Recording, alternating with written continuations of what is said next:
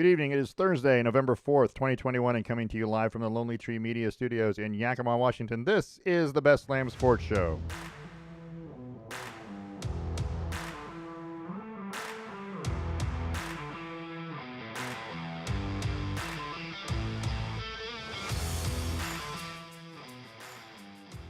Good evening, everyone. I'm your host, David Lamm, and with me is my son, Parker. Say hello, Parker. Hello, Parker. Uh-oh, what happened? Uh-oh. There it is.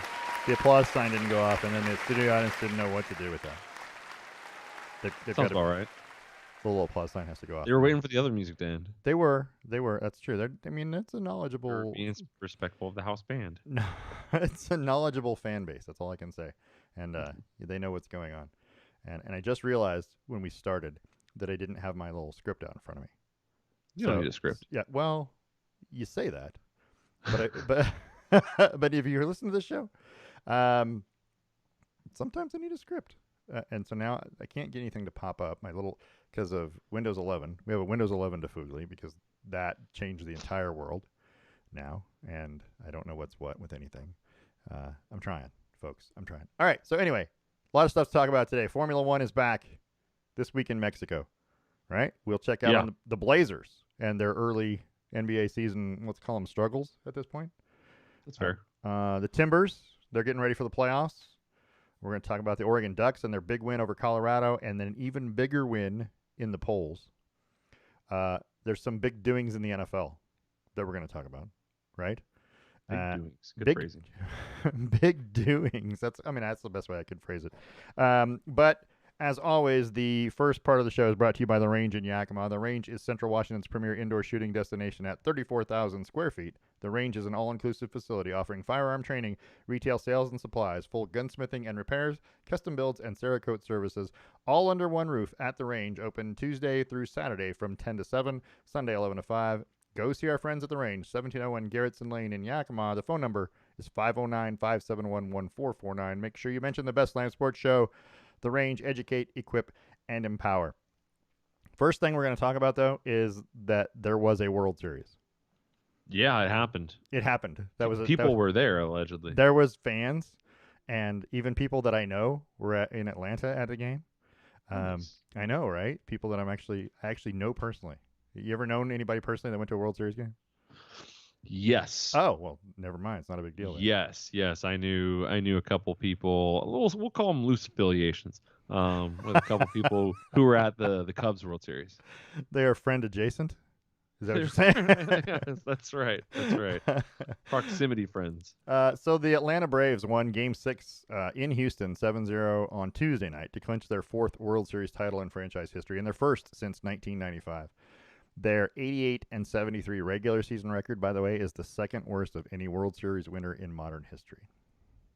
I like it. The worst record, in case you're wondering, and this is a totally separate trivia question that it's a bonus, was the 2006 St. Louis Cardinals, who were 83-78, made the wild card and won the World Series. So there's never been a 500 team win the World Series. Well, you don't get into the playoffs normally at 500. That's hard. That means your division has to be real crap. And that's what the NL East was this year, real crap. And Atlanta or really good. They just kept beating each other up. No, Atlanta was bad early in the season, but just came on hard late in the season. They came on and they were really good in the second half since the All-Star break, and then they won the division. But their first half was bad. They just ended. I mean, that's 15 games above 500. It's respectable. It's not 90 wins. Respectable. You kind of expect a 90-win team to be in the playoffs, not an 88-win team, and especially not an 83-win team. But anyway, so congratulations to the Atlanta Braves, which leads us to our Stave and Stone trivia question, because I know that's what everyone tunes in for. It's the only reason anybody tunes into the show. It's true. Stave and Stone trivia question today is: the Braves won their first World Series title since 1995. It was their franchise's fourth title. How many current MLB teams have won exactly one championship? There you go. Exactly one. Not more than one and not none. How many have won exactly one championship? So that's the question. You don't have to name all the teams. If you can, it's worth 4 extra bonus points because there's 4 of them. Oh, damn it. Which you can redeem at our store. You can redeem at our store. 4 extra points. You can redeem at our store. if you name them all. But you're not going to be able to name them all because But nobody we can. operate like a Chuck E. Cheese. It takes 400,000 points You need to you get need to get 60 the spider ring. you need 60,000 tickets for the eraser. Yes. Exactly right. to get the. Let's talk NFL football though, shall we? Yep. Because we love to talk about the NFL, but let's talk about the Seattle Seahawks. They got a much needed win on Sunday. They beat the Jacksonville Jaguars 31-7, and thank God Jacksonville came to town, right? Um, Yeah, Geno that was a blessing. Geno Smith was 20 of 24 passing for 195 yards, 2 touchdowns. Looked a lot better, but again, it's Jacksonville. I mean, who hasn't beat Jacksonville? Who didn't beat them? Miami? Yeah. Yeah. That was a little shot. Yeah, Miami didn't. Well, I know Miami's bad. I could My tell you team that. beat my team beat them. That's all And, I'm saying. until My the team's terrible. until the Dolphins get rid of Tua, I don't think they're going to win anything. I think they're terrible. Apparently, they really like him. Yeah, well, why wouldn't you at 1-7? He's nothing not to like. He's got a losing NFL record so far. He's been hurt a couple times. What's not to like? Here's my question. In the game, Seattle's Travis Homer returned an onside kick for a touchdown. Yeah, that's pretty exciting. And here's my here's my thing. Really, Urban Meyer? Really? You went an onside kick down 24-7 with a minute 50 left in the game, figuring you were going to score 17 points off that onside kick, I guess. Why would you not just kick it deep and they'll run out the clock? You wouldn't have lost 31-7, you'd have only lost 24-7. If you got it, great, but your odds of you getting it are what? Less than 10%? And come on. I'm never going to fault a coach for trying. So at the end of a game, if he wants to run, kill the clock, I'm okay with it. You're conceding defeat. It happens. If you don't want to do that, I'm also okay with it. Doesn't matter to me. You're the losing team. That's your choice. How do you want to go out? But there comes a As point. the winning team, that's where you have to have the respect. The winning team can't be kicking onside kicks. Well, why not? I mean, well, one, statistically, not a very smart move. It's not a great move. No, I mean, because but that's it. It's desperation. I mean, Hail Marys statistically aren't a great move, although Hail Marys are much higher than onside kicks. And I would say this: the odds of someone returning an onside kick for a touchdown are way lower than actually recovering the onside kick. But the Jacksonville Jaguars managed to pull that feat off. As if you needed any more reason to believe the Jaguars were garbage. I just think at the end of it, I would if they had scored and had cut the lead to 2 scores, right? I'm okay with you going for the onside kick in that situation. But it's still 3 scores. You're down 17 points. You got to have the ball 3 times. And you've only managed to score 1 touchdown with a minute 50 left in the game. You haven't shown any reason why you could possibly compete.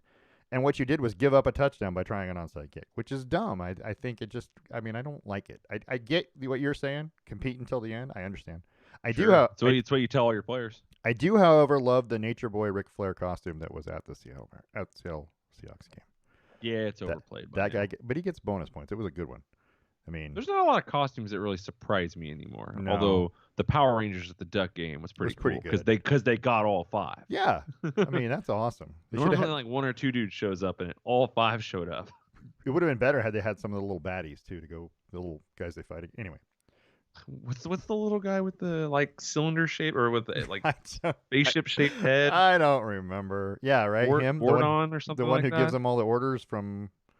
Receives from all the the head, the floating head. From the floating head. God, that show was weird. I know, right? and yet you guys, I'm telling you, my kids love that show, Power Rangers. Well, I mean, it was cool. There was action and explosions, and I mean, Kimberly. What's Kimberly? Right. That's the Pink Ranger was. All right, so. Also, let's talk about Aaron Rodgers, shall we? The Packers are going to be without Aaron Rodgers this weekend when they play at Kansas City. Rodgers tested positive for COVID-19. The Packers were without Alan Lazard and Devontae Adams last week and are still without defensive coordinator Joe Barry due to COVID this week. And Jordan Love is scheduled to get his first start, provided he doesn't get COVID, because one of the things they also mentioned was that Kurt Benkert, who's the scout team quarterback, I don't know if anybody remembers him. He played at Michigan State. He had COVID. He tested positive. So your scout team quarterback, your wide receivers. What I'm saying is, if that's floating around your thing, wouldn't you stay to some away? Like, so wouldn't you keep them away? I mean, I don't know. Maybe it was already just going around and he was bound to get it anyway. But I don't think Aaron Rodgers is vaccinated. He's talked circles around whether he's vaccinated or not. Yeah, So he says he's immunized, is what he said back in August. immunized is different. So Yeah, I don't know. Anyway, but apparently not. I feel like, what if you cost your team a game when you're 7-1 now? What if you cost your team just now home field advantage? Oh, he's just selling his stock then. Like, If maybe, this if they lose with everything else being the same and getting some receivers back and things like that, if they lose, it just proves how valuable he is. but what you told me last week was, do you remember this? I said, hey, they're going to be without their top 3 wide receivers, right? And I said it don't Because matter. Valdez Scantling was on IR, who he's coming back, but you said if there's one guy who can do it, it's It's Aaron Aaron Rodgers. Rodgers. But Yeah. now they're going to be without Aaron I Rodgers. was very right about that. You by were. the way. You're not wrong. pretty much killed that. So now I want to know: can Jordan Love do it with those No. guys? No. Mm, Aaron Rodgers, you could put the crappiest coach on that field. Aaron Rodgers is going to win football games. You could put some of the crappiest players on that field. Aaron Rodgers is going to win football games. Aaron Rodgers wins in spite of the people around him. That's not how most people work. So your Jordan Love is not going to win without good players and good coaches. Do you think that he got COVID on purpose? Maybe. I mean, who knows? I doubt it was on purpose. I'm sure he's hanging out with Devontae Adams. So. Well, right, or Kurt Benkert, Right. But he lost the first game, and you said it could have been on purpose, right? Remember? I believe it was. Yeah, I believe he lost that first all game of this on purpose. All of this could be a big, fu to the Packers, basically. I mean, he's just keeping his value high. I get it. Yes, but I mean, I don't know. I'd be angry at my quarterback if he got COVID, knowing that COVID was going around. If he didn't protect himself and we didn't protect him, and we lost, I don't know, home field advantage or whatever. And what if it's serious? What if he has it and he actually has it and he gets sick, as opposed to just being, testing positive and he's got to sit out for the regular amount of time? I don't know. Anyway, I don't think that'll happen. If anybody can beat COVID, it's Aaron Rodgers.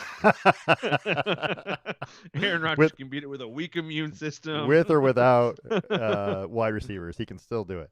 Yeah. Okay. All right. So let's talk about the Saints, who beat the Buccaneers last week, and lost Jameis Winston in the first quarter to a torn ACL. He's out for the year. And they're going to be without wide receiver Michael Thomas, who's going to miss the rest of the season after, quote unquote, another small setback. Which, let's be honest, these are rather major These are rather major setbacks. That's not a small setback. I'm gonna miss 8 games. The remaining 8 games of our season is not a small setback. But anyway, it's from ankle surgery that he hurt his ankle at the week 1 of 2020. So he's been hurt basically for a season and a half. And forever.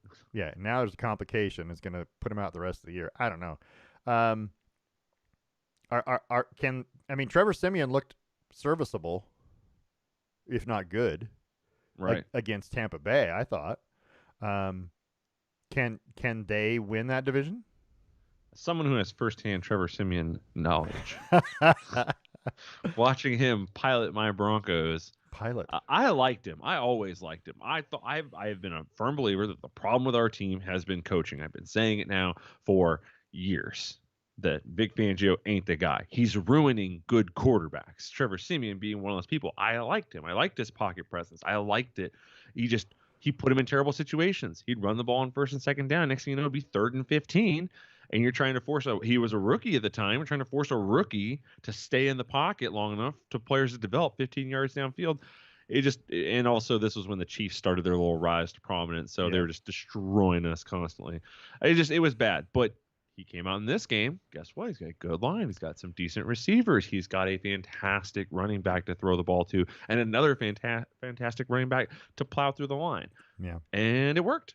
He looked good. And it worked. That's right. And it worked. Holy crap. And he's got Sean Payton, who's, he's a defensive coach, but I feel like he does a really good job surrounding himself with offensive play callers. Well, I was going to say, I think that their defense was just good enough to beat Tampa Bay, and I think that's what you have to beat Tampa Bay with. You have to stop their offense. Their defense is usually. It also didn't hurt that Tom Brady threw a pick to end the game. Well.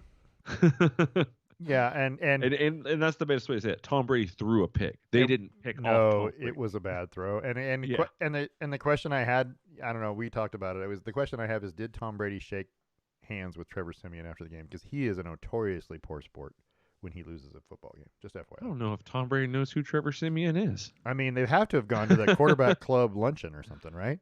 You're like the German from RE Speedwagon. No one knows who you are. He might, and he probably. I He mean, goes walking up to him and he goes, "Tom, this is Trevor." He goes, "This is Trevor?" well, Trevor could say, "Hey, I'm on my second NFL team, just like you." Just Anyway, like you. just Two like teams. you. Yeah, 2 teams. Actually, I think Trevor's on his third. I think he might be. Yeah. We don't have to tell Tom that. He won't know. He's been tucked away for so long. He's been listening lately, though. Let's talk about, since we're talking about the Broncos, kind of. Sure. Let's talk about Von Miller. Denver traded linebacker and certain Hall of Famer Von Miller to the LA Rams on Monday in exchange for a second round and a third round pick in the 2022 draft. The Broncos will pay $9 million of his $9.7 million that he has left for this year. So basically, the Rams have to pay $700,000 to Von Miller and a second and third round pick to get him for the rest of the year. He's going to become an unrestricted free agent at the end of the year, but is he worth it at this point? I mean, that's a pretty good deal, I think. I think that he is for them. I mean, they're a contender. He adds fantastic pass rush. The problem with Von Miller, and it's been the problem with Von Miller this year and last year and the year before, is can he stay healthy? Yeah. Because if you're paying $700,000 and 2 picks and he plays one game for you, no, that's a terrible deal. Like that's awful, especially for a second and a third. But if he plays 6 or 7 games for you, helps you win the division, helps you get over that hump getting into the playoffs. Yeah, it was a steal. And the Broncos are essentially paying $9 million for 2 picks. Right. And I mean, Vaughn was kind of on and off the field a lot lately, so he wasn't really being a factor in most games for the Broncos, which sucks because I like Von Miller. But they paid $9 million for 2 picks. As long as they do well with the picks, then it should be fine. But I don't know. We'll see. So Von Miller didn't play 2020 at all. Just FYI. But he's on his 10th season, right? So he played basically 9.5 years with the Broncos and had 110.5 sacks. He's good. I mean, that's 11 a year, a little over. He's good. He's good. And he has 4.5 already this year, so he's going to have 9 or 10 probably by the time he's done. And when you pair him up with Aaron Donald, amongst others, on that Rams defense, I think it'll open him up because when you're playing the Broncos, you just pretty much have to double team him. But well, when Bradley Chubb was healthy, you had to kind of worry about that. But yeah, for the most part, Bradley Chubb also has not been able to be healthy over the last couple of years. Von Miller hasn't been able to be healthy over the last couple of years. So yeah, the Broncos are looking to move on to younger people. If they can get half of what he's, of his best, it's still pretty good. It's still pretty good. If he can come in, if he can get you like another 4 or 5 stacks this season, and another 15 quarterback hurries, especially on the big quarterbacks like Russell Wilson and Kyler Murray, that's going to be important. And that's the thing about Von Miller. Von Miller's fast enough. He's a small linebacker. He's a small defensive end, really, is what he is. Yeah. But he's a small linebacker. He can catch up with a Kyler Murray. Von Miller is kind of the defensive version of Aaron Rodgers, right? For a couple seasons, he could win no matter how bad the offense was. He could win a game for you. He was being successful, yeah. Unfortunately, that didn't put points on the board always. No. Except in the Super Bowl. We don't even. All right. Just saying. Von Miller is personally responsible for about 14 points in that Super Bowl 50. Yeah. Anyway, I think he's only played 9.5 years. And he's for sure a first ballot Hall of Famer. He's going to be that guy. And you guys got 111 sacks. Come on. Let's talk about the biggest news probably in the NFL that happened, and that is that the Las Vegas Raiders have released wide receiver Henry Ruggs III. The team announced on Tuesday. Ruggs faces felony charges of driving under the influence of alcohol, resulting in death, and reckless driving. He faces both. I don't know how you get both, but whatever. I thought it had to be one or the other, but he's facing charges of both. That's a topic for another day. Yeah, we'll cover police stacking charges. We'll do that in our law podcast. I was gonna say we'll cover that on our legal broadcast later. The best Lamm Law show. Sports and the law. That's what we'll coming up later. So he drove his Chevy Corvette at about 156 miles an hour through a residential area of Las Vegas. Off the strip, they made it very clear that it was several miles from the strip. And I'm like, because that's all anybody knows as a reference. It's a point.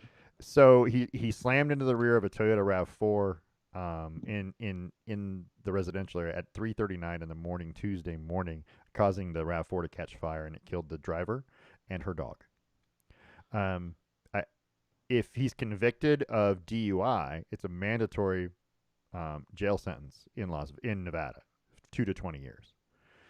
If it's reckless driving, he could get probation. And the NFL, of course, has rules that says, well, if you got a guy on probation, we can put him in a thing and he can still get paid. And I'm like, come on, really? But all right. So there's the thing. So it was less than 12 hours, I think, that from DUI time of the DUI to the Raiders cutting him. Yeah, I was surprised by their pace. Yeah, it was pretty fast. I've never seen the Raiders We were talking about it, and it was that our fast. first chance we had to talk about it. And as we're talking, Right. there's a news drop that says they're cutting. I'm like, holy crap! Yeah, we're talking about it, and you go, "Hey, they just cut him," and I went, "What? I just found out that it happened." Yeah, it all happened really fast. Do you think? Do you? I mean, we talk about things. So we talked about uh, oh crap! Now I can't think of his name in Houston. Deshaun Watson. And we talked about that process, due process running through its thing. This is like the Raiders have said, "Oh, we're not waiting for that to happen. We're going to wash it right now." Right. What if somehow he gets off of it? I mean, I'm just saying that weirder things have happened. Charges get dropped all the I don't think time. that matters. I mean, he got dropped faster than Gruden did. Right. And yeah. Anyway, I don't foresee him. I don't think he's gonna just like walk away from this. And the difference is that Deshaun Watson's thing is a bunch of people saying he did this, and that's it. He has to defend that. Right. These people are saying they have evidence, but no one's seen it. Right. So right now it's just these people are saying, hey, you did this. That's why the team is reluctant to just cut him and be done with him. The NFL is reluctant to just bar him out. But this guy actually slammed his car into somebody and was actually drunk at the time. Do you allegedly? Do you because I thought they said his blood alcohol was over 2 times the limit. Until it's in court, it's still allegedly. Well, yeah. I mean, all right. until he's convicted, allegedly. And he allegedly had 2 times the blood alcohol limit, and he allegedly slammed his Corvette. He allegedly, did all of that. Not that I think he slammed it into it maliciously. Not on purpose. He was paying attention. 156 miles an hour, you can't stop. If something happens in front of you, forget it, right? Sometimes, I don't know. But when you're drunk, you have poor decision making. And so more importantly, you shouldn't be out at 3:30 in the morning on a Tuesday morning in the middle of the football season when that's your job, is to go play football. Shouldn't you be somewhere sleeping and getting ready for practice the next day? Or That's what you would do, but you're also not a pro. Let's let the pros do the pro things. Whoa. I am a pro. I'm not a pro football player. I'm just saying, like, it seems like a pretty recurring thing that pros do stupid stuff. And the thing is, well, I would never do that. It's like, well, we're not pros. Clearly, the mentality to be a pro is very different than the one that we have. Well, the Raiders have a program in place, literally, for a ride program. You can call Ubers, for a ride. Yeah. Yeah, but how are you gonna get your car home? Well, your girlfriend who was in the car with you can drive the car home, right? Unless she's more drunk than you. This is a brand new You're vet. right. Good point. She's not driving. I'm just saying. I'm just trying to think of all the reasons why he would say. You call one of your friends. Derek Carr would have driven your car home. Also, he's like 5'8". I mean, 2 times the blood alcohol limit's like 2 drinks for this guy. It's probably this guy had 2 martinis and ruined his life. Ruggs is so fast that alcohol went right through him. That's not funny. It's too soon. It's too soon. All right, so let's talk about Week 9 in the NFL, because what else are we going to talk about? Week 9 in the NFL on your screen now. New York is playing. The Jets are playing at Indianapolis as we speak, and while I haven't really looked up the score, and I'm about to now. Indianapolis up 35-10 with 6:54 left to go in the third. So if you picked Indianapolis, well done you. Weren't swayed by that Jets win over Cincinnati. Ridiculous. Anyway, what game stands out for you? I've got 3 games on here. 7-1 Green Bay at 4-4 Kansas City looked like it was going to be a great game. Is it still a great game without Aaron Rodgers? Yeah, it's still a great game because the Chiefs are still fun to watch. 4-4 Cleveland at 5-3 Cincinnati, kind of battling for that division. I think that's going That to be a good football that's game. gonna be a good one. And it's just because I want to know what's going on with the OBJ saga. Is he Yeah. playing? Is he not playing? Is he cut? Is he Is not cut? What is happening? Because is we're OB past the deadline. and is OBJ's dad going to be there to back him up? So I that's wouldn't what let I'm him in the stadium. concerned about, right? Because his dad called out Baker Mayfield. You're not throwing them the ball enough. I'm like, okay, every dad says that, so simmer down. That's fair. At least he's consistent. Well, that's right. 6-2 Tennessee without Derrick Henry now at 7-1 Rams on Sunday night, and I'm curious to see if Tennessee can be any kind of good without Derrick Henry. I don't think they will be. Well, I don't I either. think that I think the Rams are going to But run all over them. but it's Von Miller's Rams debut against a Derrick Henry-less Tennessee. It could be awesome to watch. I don't know. I'm ready to see this Tannehill that Tennessee fans were so adamant to get rid of Marcus Mariota for. You know the other game that The might one be. that doesn't have Derrick Henry behind him. Well, hold on. Which of the other games is there any of them Yeah. there that you go? I would watch that. Chargers Eagles. Well, just because you like the Chargers. Well, no, the Eagles are surging. The Eagles' Are they? offense has looked incredible the last couple weeks. Are they though surging? Yeah, Okay. yeah. I mean, they're doing pretty well. Who'd They're not who'd they going beat last crazy here.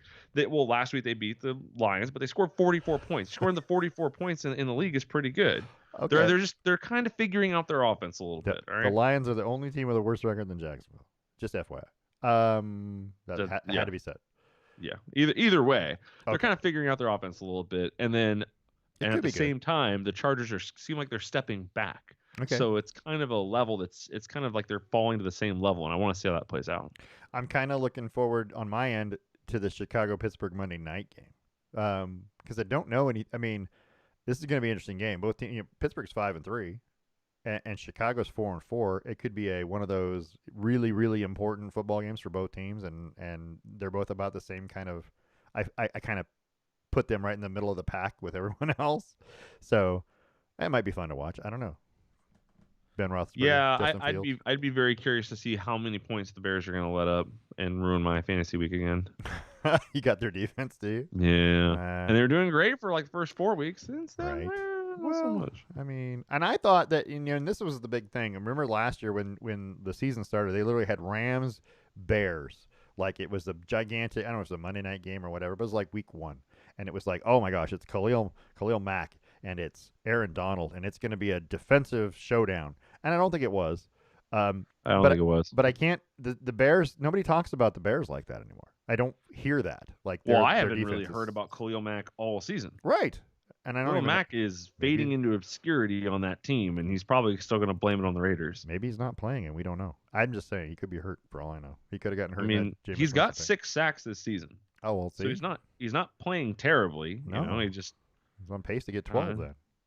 yeah, he's doing well enough, but Yeah.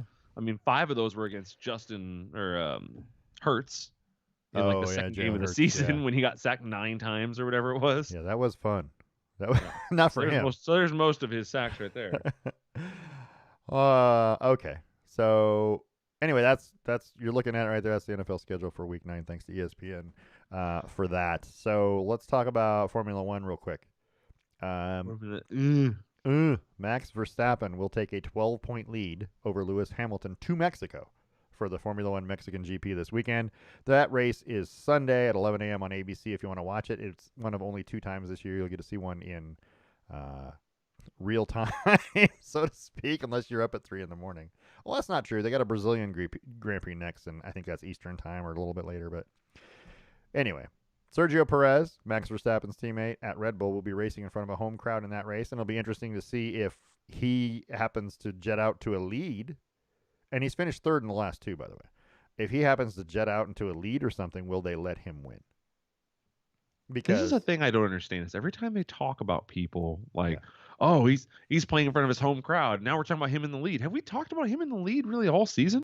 he won the Azerbaijan. He won the one in Baku, and then he was finished 3rd in the last 2 races. He's capable of winning a race. Sure. But I'm just saying, what happens if he gets out into the lead and Verstappen happens to be behind him, will they let him win the race? Because No, the points need to go to No. Verstappen. they need to go to Verstappen. They Right. will not. That's interesting. Just That- the same way that if Bottas is absolutely, hauling ass, they'll try and find a way to get Lewis back in front of him. And I will tell you that if they're 1-2, if it is Perez and Verstappen and they have any kind of a lead, like a comfortable cushion, then they might let him win. But if it's not 1-2, then they're going to find a way for Perez to slow down whoever's behind him and let Verstappen catch up. What's the points for 3? Is it 15? It's oh crap, I don't know. It's 18 for 2. It's 18, 12. 12. Isn't that right? Okay. 12. That's still pretty big. I say it now, and it could be all wrong. I mean, Their point system's kind of weird. It is kind of weird. It's funky.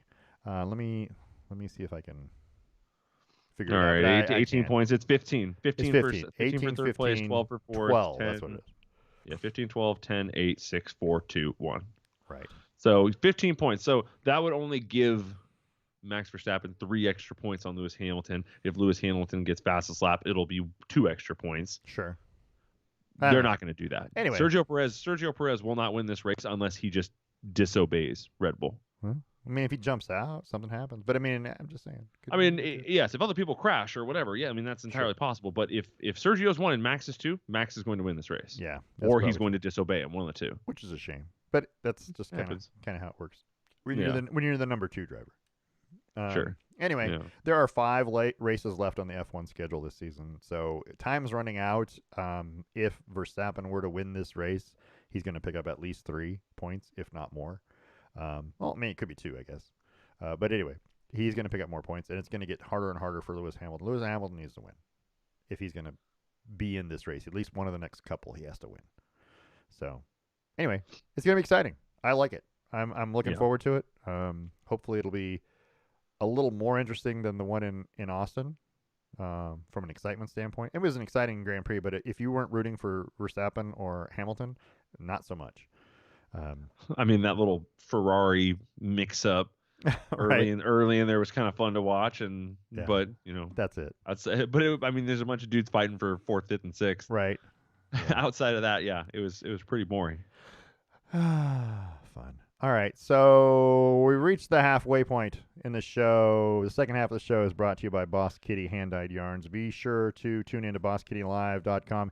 And I swear, if you go to BossKittyLive.com, which is actually takes you to a Twitch page for Boss Kitty, you can watch their show. And they have all the posted shows on there. They're supposed to have shows every Monday and Wednesday and 11 a.m. every other Sunday. But I swear they're doing like one a day now. So you can catch all kinds of shows, but they have knit-alongs, exclusive sales, games, fun, all kinds of stuff on BossKittyLive.com. So just go there, and that you can actually see the schedule. You can watch old shows, you can watch new shows. It is something you have to subscribe to. I'm not gonna lie, but it's awesome. But if you go to BossKittyShop.com, you can get your DK and fingering weight yarns as well as stitch and progress markers. If you're looking for a gift, get them a Boss Kitty Shop virtual gift card and let them pick it out themselves. That's Boss Kitty Hand-Dyed Yarns, yarn so boss you'll knit your pants. And we got to get Kurt back on here to give us an update on the whole thing, because he's actually doing a show on there called what's it called, Craft Hole, where he comes on Craft Hole, where he comes on and makes just an item. Like, it's not even out of yarn; it's just something that he creates in a workshop, and it's a whole show on Twitch. You can watch him create things. It's pretty interesting. But anyway, there's that. So let's talk about MLS. You ready? Let's do it. The Timbers. So the Portland Timbers beat Real Salt Lake last night 3-1 on the road to secure the 4th position in the Western Conference and a home playoff game to start the MLS Cup playoffs.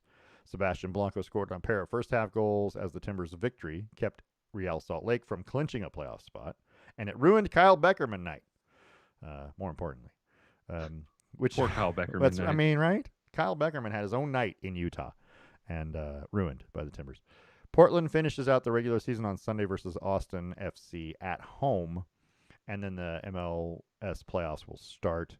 And we'll update you next week as to when and where they play. Well, they're going to play at home for the first round, but yeah. So this is like the first time I can remember in like 3 or 4 years where Portland didn't have to play in like the opening round because of their record. Normally they have like a road game and it's early and it's like a sudden death thing. I don't know. Anyway, it's the MLS playoffs are crazy too. So, but we'll talk about all that. We'll give you an update next week.